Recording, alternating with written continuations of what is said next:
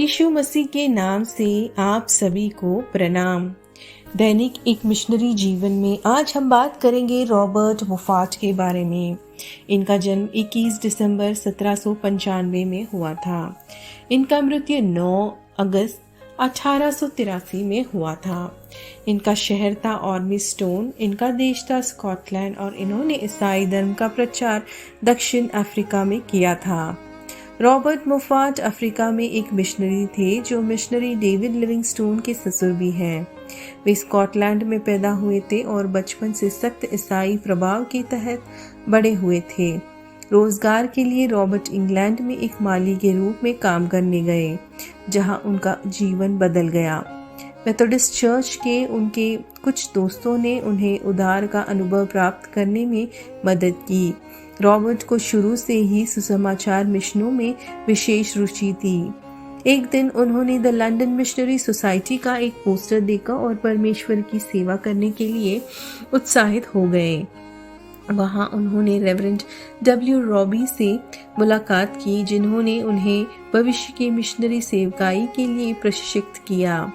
London missionary society ने सन 1817 में Robert को दक्षिण अफ्रीका भेज दिया। रॉबर्ट का पहला मिशन नामाकालैंड में था, जो कि अफ्रीकनर नामक एक डाकू के नियंत्रण में था। वह एक कुख्यात डाकू था जिसने पहले दिनों मिशनरियों को आतंकित किया और मिशन स्टेशनों को नष्ट कर दिया।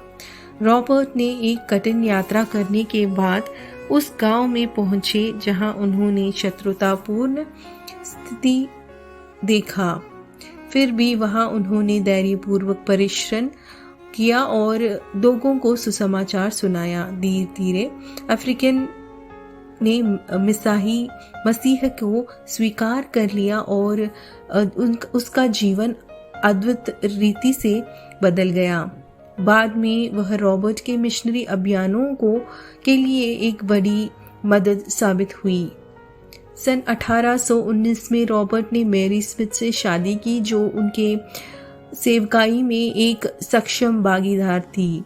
साथ में वे कुरुमान चले गए और बट्सवाना के लोगों के बीच सेवा की। यहाँ उन्होंने अपमानों और खतरों को सहन करते हुए लगन से काम किया। अक्सर वे कई दिनों तक भूखे सोते थे और कभी कभी भूखमरी सहने के लिए अपने पेट को रस्सियों से बांध लेते थे।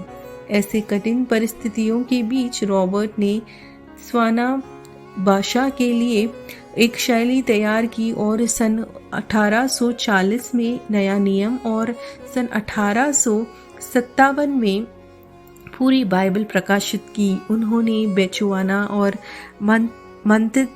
मंती की खतरनाक जनजातियों को साहसपूर्वक समाचार का प्रचार किया। सन 1870 में रॉबर्ट और उनकी पत्नी अपने निर्बल स्वास्थ्य के कारण अपने प्रिय कुरुमान क्षेत्र को छोड़कर इंग्लैंड लौट आना पड़ा।